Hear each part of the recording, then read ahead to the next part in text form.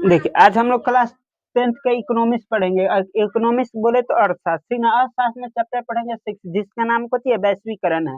तो पहले देखेंगे, वैश्वीकरण पढ़ने से पहले देखेंगे कि आर्थिक नीति किसे कहते हैं, ठीक ना। आर्थिक नीतियां करें कि पुरानी नीतियों को त्याग कर नई नीति को अपनाना, जिससे देश का सामाजिक एवं आर्थिक कराए कि देश के सामाजिक एवं आर्थिक आर्थिक रूप से विकास हो सके, उसे हम लोग कुछ कहेंगे निजीकरण कहेंगे, यानी कि आर्थिक निजीकरण कहेंगे, ठीक ना। तो देखिए आर्थिक नीतियां किसको कहेंगे, तो पुरानी नीतियों को त्याग कर नई नीतियों को अपनाना, जिससे देश का सामाजिक एवं आर्थिक, ठीक ना, रूप से विकास हो सके, उसे कुछ कहेंगे आर्थिक नीति कहेंगे, ठीक ना। कुछ कहेंगे आर्थिक नीति कहेंगे। यहाँ यहाँ देखिए आर्थिक नीति के कितने अंग होते हैं, तो आर्थिक नीति के जो होते हैं 3 अंग होते हैं, ठीक ना। और एक चीज याद याद रखिएगा कि आर्थिक नीति के 3 अंग होते हैं। कौन-कौन? तो उदारीकरण होता है, वैश्वीकरण होता है और कुछ होता है निजीकरण होता है, ठीक ना। चाहे आप ऐसे भी बोल सकते हो उदारीकरण, निजीकरण और कुछ वैश्वीकरण होता है, ठीक ना। कुछ होता है वैश्वीकरण होता है। फिर एक क्वेश्चन आता है कि भारत में आर्थिक नीति को कब अपनाया गया था, तो 1991 ईस्वी में अपनाया गया था। कब अपनाया गया था? 1991 ईस्वी में। यानी कि आजादी के बाद जो है भारत दिन पर दिन कुछ होते गया, तो गरीब होते गया। यानी कि जब आजादी के बाद जो है भारत दिन पर दिन कैसे होते गया, गरीब होते गया। एक समय ऐसा आया कि भारत के पास, यानी कि भारत सरकार के पास भारत को चलाने के लिए, अपने देश को चलाने के लिए मात्र 15 दिन का ही पैसा बचा था, ठीक ना। तो उस समय 1991 में जो है भारत के जो प्रधानमंत्री जो है, ठीक ना, उस समय प्रधानमंत्री थे नर नरसिम्हा राव, ठीक ना। और जो वित्त मंत्री थे, यानी कि रुपये पैसा के जो मालिक थे ना, वो डॉक्टर मनमोहन सिंह थे, ठीक। तो नरसिम्हा राव कहे ना कि मनमोहन सिंह कि कैसे चलेगा देश। अब तो हमारे देश के पास कितना दिन, 15 दिन का कुछ ही बचा है, पैसा बचा है चलाने के लिए। तो बोले कि हम लोग का जो अर्थव्यवस्था है, ठीक ना, चाहे आर्थिक नीतियां हैं, इस पे कुछ ही किया जाए, सुधार किया जाए। और उन लोग दोनों मिल के एक मॉडल दिए, ठीक ना, कुछ दिए मॉडल, जिसका नाम था कोची राव मनमोहन मॉडल था, ठीक ना। अब ये जो थे डॉक्टर मनमोहन सिंह जो थे, वो अर्थशास्त्र में पीएचडी किए हुए थे। कुछ किए हुए थे अर्थशास्त्र में, कुछ किए थे पीएचडी। तो नरसिम्हा राव और जो है मनमोहन सिंह दोनों मिलके जो है एक मॉडल दिए, जिसका नाम दिए उन्होंने राव मनमोहन मॉडल दिए थे। अब एक चीज याद रखिएगा कि भारत में कब आर्थिक नीति को अपनाया गया था, तो 1991 ईस्वी में अपनाया गया था, ठीक ना। अब देखें यहाँ, फिर हमने देखेंगे कि वैश्वीकरण भारत में क्यों अपनाया, यानी कि वैश्वीकरण जो है भारत में क्यों अपनाया जाए, ठीक।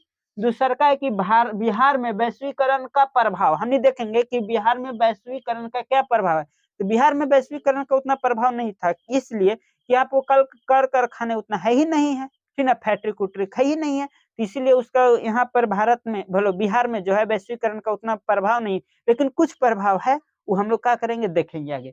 फिर है तीसरा के वैश्वीकरण एवं आम जनजीवन, हम फिर देखेंगे तीसरा की वैश्वीकरण एवं कुछ आम जनजीवन पर क्या इसका कुछ है प्रभाव है।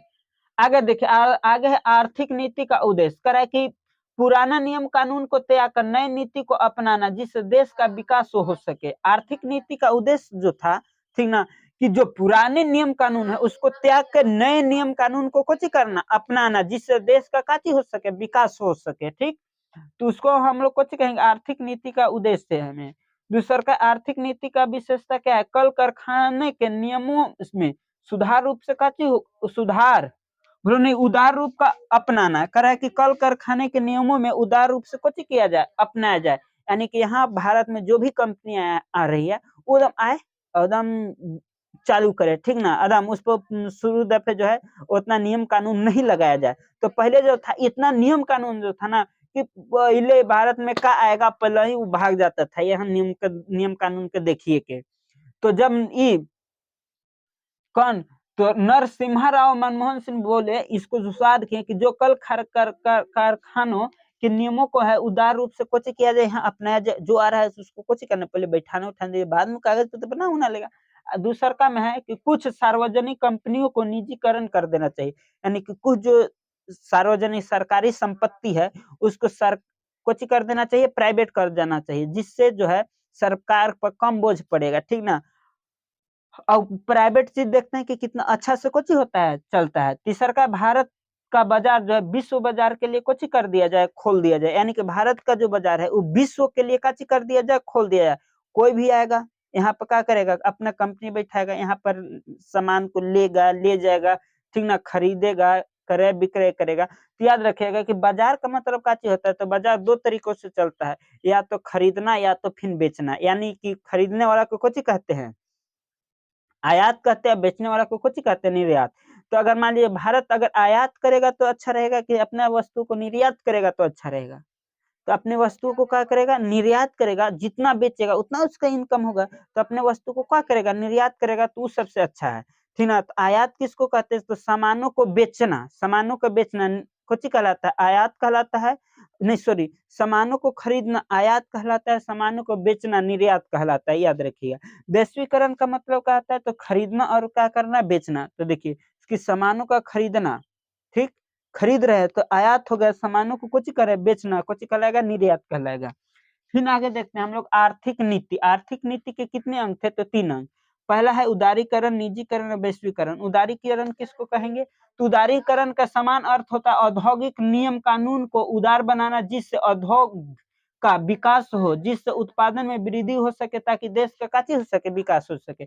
अब देखिए कर है कि उदारीकरण यहाँ पर ही जो भी औद्योगिक नियम कानून को कुछ थोड़ा सा उदार बना दो, थोड़ा सा उस पर चेंजिंग कर दो कि आए पहले आए कंपनी, आ जाओ बाबू यहाँ पर खोल उल लो, पूरा अच्छा तरीका से खोल लो। जब चलने लगेगा तो तुम कागज पत्र बना लेना यहाँ पर कानून। लेकिन उस समय कानून इतना सख्त था कि आने से पहले उसको सब चीज देना पड़ता था, तो जितना झंझट होता था उतना ही से क्या करता था, भाग जाता था, नहीं नहीं हम नहीं खोलेंगे। तो वही कहे दोनों मिलके कि उदारीकरण का समान अर्थ होता है औद्योगिक नियम कानून को उदार बनाना, जिससे उद्योग का विकास हो, जिससे उत्पादन में वृद्धि हो सके, ताकि देश का काची हो, विकास हो। दूसरा का है निजीकरण। निजीकरण में कि निजीकरण का समान अर्थ होता है कि सार्वजनिक कंपनियों को निजी कंपनी के हाथों में कुछ कर देना चाहिए, सौंप देना चाहिए, ठीक ना, जिससे उद्योग का विकास हो एवं हो सके, एवं कार्य सुचारू रूप से हो सके तथा सरकार के कार्य का बोझ कम हो सके। देखिए कुछ ऐसे भी चीज है उसको प्राइवेट कर देना चाहिए, कुछ चीज जैसे कुछ चीज है प्राइवेट कर देने से सरकार का जो काम का बोझ है वो हल्का का हो जाएगा, कम हो जाएगा। अब प्राइवेट चीज देखते हैं ना कितना अच्छा चलता है, private school, private hospital, bank हो गया, इस सब में फटाफट काम होता है ना, तो व्यवस्था एकदम टंच होता है। सरकारी में कुछ नहीं। आगे वैश्वीकरण है, कह रहा है कि घरेलू अर्थव्यवस्था को विश्व अर्थव्यवस्था से जोड़ देना वैश्वीकरण कहलाता है। कह रहा है कि घरेलू अर्थव्यवस्था को अगर हम विश्व अर्थव्यवस्था से जोड़ देंगे तो कुछ कहलाएगा, वैश्वीकरण कहलाएगा, जिससे देश का निवेश बढ़ता है, निर्यात में वृद्धि होता है, एवं एक देश से दूसरे देश में तकनीक, पूंजी और श्रम आदि का भी कुछ होता है, आदान प्रदान होता है।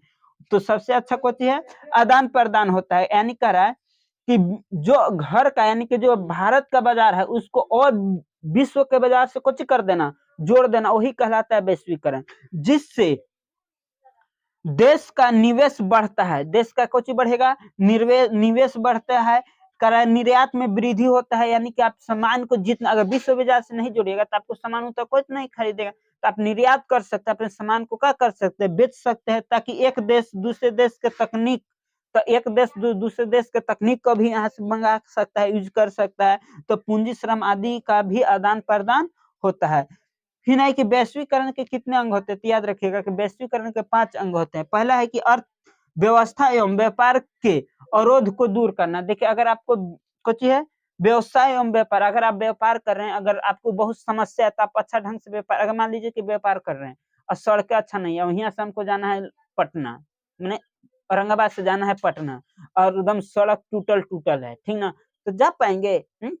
जा पाएंगे? मान लीजिए कि हमको यहाँ से हमको श्रीलंका चाहे दूसरा जगह का चीज, हमको पानी जहाज से जाना है, और जहाज नौवा है एक ठोप की है, ठीक ना, कितना एक ठोप के है, और वहाँ सामान हमको भेजना है, तो 2 बोरा ले जाने से कुछ होगा नहीं ना। अगर बड़ा जहाज रहेगा पूरा एक बार मार फटा सच भर दो और सब करके जाऊंगा। देखिए पूंजी का स्वतंत्र प्रवाह होना, औद्योगिक तथा स्वतंत्र प्रवाह होना, करे कि श्रम का स्वतंत्र प्रवाह होना और पूंजी का स्वतंत्र परिवर्तनशील होना। तो ये 5 कारण थे कोची वैश्वीकरण के, कितने अंक थे, 5, यही 5 को कोची है अंग है। फिर है आगे कि भारत में वैश्वीकरण की आवश्यकता के कारण, हम फिर देखेंगे कि भारत में व्यवस्था के कुछ देखिए जानेंगे कि भारत में वैश्वीकरण की आवश्यकता का कारण, तो इसका कारण है कि निवेश में वृद्धि होगा। अपना हम जितना भी कर सकते हैं निवेश कर सकते हैं। भारत में विकास समूह एवं उपभोक्ता का विकास होगा। तो निर्यात में वृद्धि करने के लिए चौथा जो है उपभोक्ता के अच्छा वस्तु कुछ हो सके मिल सके, जैसे हमने अमेजोन से फ्लिपकार्ट इस सब से हम लोग वस्तु को कुछ करते हैं, हमको लेते हैं। अगर वो अच्छा वस्तु नहीं दे तो अगर वो हम लोग उसका उपभोक्ता अगर हम लोग को नहीं देगा तो फिर उस पर हम नहीं करेंगे, नहीं ना करेंगे। वही हो गया। चौथा जो है अच्छा चौथा हो गया। पांचवा में क्या उन्नत किस्म का वस्तु का कुछ करना उत्पादन। मान लीजिए कोई कंपनी है, अगर वस्तु अगर अच्छा उत्पादन नहीं करेगा तो हम लोग क्या करेंगे, खरीदेंगे। मान लीजिए कि हमने कुछ भी चीज लेना है, अगर वो अच्छा नहीं बना के देगा तो हमें फिर लेंगे। आगे है कह रहा है तो छठा में रोजगार में कुछ होता है वृद्धि। अगर जैसे देखिए अगर अब भारत में वैश्वीकरण अपनाता है जिसमें रोजगार में कुछ होगा वृद्धि होगा। यहाँ पर जितने बेरोजगार हैं उन लोग को काची मिल जाएगा रोजगार। जिससे मान जितने फैक्ट्री का कंपनी खुलेंगे उतना ही रोजगार का होगा बढ़ेगा। फिर है कि नए बाजार तक पहुंच बनाने के लिए देखिए तो कह रहा है कि जिससे जो है नए बाजार तक हम लोग कुछ कर सकते हैं, पहुंच बना सकते हैं। यानी कि नए नए बाजार तक पहुंच बना के अपने सामानों को क्या कर सकते हैं, बेच सकते हैं। फिर नए नए प्रौद्योगिकी का काची होना विकास हो। यहाँ पर जितने भी नए नए कंपनी और फैक्ट्री है उस सबका काची होगा विकास होगा। बैंक एवं वित्तीय स्थिति में काची हो करना सुधार हो। कह रहा है कि बैंक होगा चाहे वित्तीय स्थिति में काची होना चाहिए तो सुधार होना चाहिए। ठीक, आगे देखते हैं कि बिहार, ठीक ना। तो बिहार से पहले देख लेते हैं कि बिहार के विकास के बिना, यानी कि डॉक्टर एपीजे अब्दुल कलाम बोले थे कि बिहार के विकास के बिना देश का विकास संभव नहीं है। डॉक्टर एपीजे अब्दुल कलाम कहे थे कि अगर बिहार के अगर विकास नहीं होगा तो जो भारत देश है उसका भी विकास नहीं होगा। ये कथन किसने कहे थे, तो याद रखिएगा कि डॉक्टर एपीजे अब्दुल कलाम कहे थे।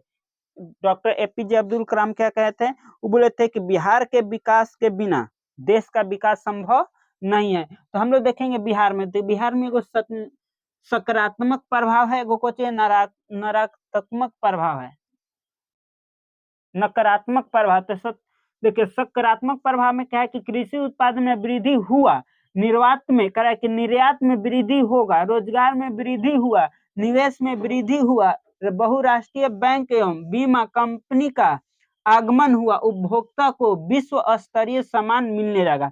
देखिए बिहार में जो है बहुत सारे चीज कृषि उत्पादन में भी वृद्धि हुआ, निर्यात में भी वृद्धि होने लगा, रोजगार में वृद्धि हुआ, निवेश में कुछ हुआ वृद्धि हुआ। जितने भी बहुराष्ट्रीय बैंक हैं एवं बीमा कंपनियों का बाहर बिहार में क्या हुआ आने लगे, ठीक ना। उपभोक्ता के विकास स्तरीय सामान भी कुछ होने लगा तो बिहार में मिलने लगा। अब आगे देखिए नकारात्मक प्रभाव में कृषि उद्योग उत्पादन में उपेक्षात्मक वृद्धि हुआ। यानी कि कृषि एवं कृषि उद्योग में कम ही विकास हुआ, उतना जितना विकास होना चाहिए था उतना हुआ नहीं। दूसरा कि छोटा छोटा लघु एवं कुटीर उद्योग जो है उसका बुरा का चीज पड़ा तो प्रभाव पड़ा, उसमें बुरा प्रभाव पड़ा। देखिए कह रहा है कि आधारभूत संरचना के अभाव के कारण उद्योग का विकास नहीं हुआ। कह रहा है कि आधारभूत संरचना के अभाव के कारण जो है, ठीक ना, बिहार में जो है से उद्योग का विकास नहीं हुआ। आधारभूत संरचना का मतलब कि बिहार में जो है पानी का दिक्कत है, यातायात का दिक्कत है, ठीक ना, इसीलिए जो है बिहार में जो है उद्योग का विकास नहीं हुआ। चौथा है रोजगार के क्षेत्र में उपेक्षात्मक वृद्धि हुआ। देखिए यानी कि रोजगार के क्षेत्र में जो है उपेक्षात्मक यानी कि वृद्धि हुआ, जितना वृद्धि होना चाहिए था उतना हुआ नहीं, एकदम कम वृद्धि हुआ, ठीक ना। अब चलिए देखते हैं कि वैश्वीकरण का आम जनजीवन पर कैसे देखेंगे प्रभाव। देखिए आम जनजीवन करे कि पहले आम जनजीवन के रोजगार में वृद्धि हुआ, कुछ हुआ तो जो जितने भी आम जनजीवन थे उनके रोजगार में थोड़ा सा काचे हो गया तो वृद्धि हुआ। दूसरा में कि नए प्रौद्योगिकी के विकास से कुल लोगों से रोजगार छिन गए। करे कि नए जो प्रौद्योगिकी के विकास हुआ तो उसमें जो और लोग जो थे उनका जो क्या हो गया, उनका जो लोगों को जो रोजगार था वो का हो गया, छिन गया, यानी कि खत्म हो गया। देखिए आम लोगों का छोटा मोटा कार्य काची हो गया, ठप हो गया। जो व्यक्ति जो थे छोटा मोटा कोची कर रहे थे, कार्य कर रहे थे, उनका जो कार्य का हो गया, एकदम ठप हो गया। देखिए WTO यानी कि वर्ल्ड ट्रेड ऑर्गेनाइजेशन का मतलब होता है विश्व व्यापार संगठन। तो विश्व व्यापार संगठन का नियंत्रण जो है वो कौन करता है, तो WHO करता है, ठीक ना। नियंत्रण करे कि WHO का जो स्थापना हुआ था 1 जनवरी 1995 में, और इसका मुख्यालय कहाँ है, जनेवा है। कहाँ है, याद रखिएगा कि कहाँ कहाँ है, जनेवा। तो जनेवा कहाँ है, स्विट्जरलैंड में है। याद रखिएगा कि जनेवा कहाँ है, तो स्विट्जरलैंड में है। याद रहेगा ना कि जनेवा कहाँ है, स्विट्जरलैंड में है। ठीक। फिर आता है WHO वर्ल्ड हेल्थ ऑर्गेनाइजेशन, इसका होता है विश्व स्वास्थ्य संगठन। इसका स्थापना हुआ था 7 अप्रैल 1948 ईस्वी में हुआ था। इसके बाद देखिए बैंक में है WB यानी कि वर्ल्ड बैंक। तो वर्ल्ड बैंक का जो स्थापना हुआ था 1945 में हुआ था। इसका मुख्यालय कहाँ है, वाशिंगटन है, अमेरिका में। वाशिंगटन कहाँ है, तो अमेरिका में है। फिर है IMF, इसका जो स्थापना हुआ था, या इसका भी हुआ था 1945 में। इसका मुख्यालय कहाँ है, तो वाशिंगटन में है। यानी कि जितना भी रुपया पैसा वाला है ना अमेरिका, वह सब अपने ही पास रख लेता। ठीक। फिर है UNO, तो इसका हो जाएगा यूनाइटेड नेशनल ऑर्गेनाइजेशन। इसका यानी कि इसका हो जाएगा UNO का मतलब यूनाइटेड नेशन ऑर्गेनाइजेशन। इसका हो जाएगा संयुक्त राष्ट्र संघ। इसका स्थापना हुआ था 24 अक्टूबर 1945 ईस्वी में। इसका मुख्यालय कहाँ है, न्यूयॉर्क है। न्यूयॉर्क कहाँ है, तो अमेरिका में भी है। मॉल किसको कहेंगे, तो देखिए मॉल कहेंगे वैसा भवन जिसमें एक ही छत के नीचे बड़ा और छोटा सामान, सब सामान मिल जाता है, जिसे हम लोग कुछ कहेंगे, मॉल कहेंगे। ये चैप्टर हो गया खलास, यानी कि खत्म हो गया, ठीक ना। तो आप लोग इसको अच्छा से प्रिपेयर कर लीजिएगा। अगर वीडियो अच्छा लगा होगा तो लाइक करिएगा, सब्सक्राइब करिएगा, अपने दोस्तों को भी कुछ करिएगा, बताइएगा, ठीक ना। Thank you.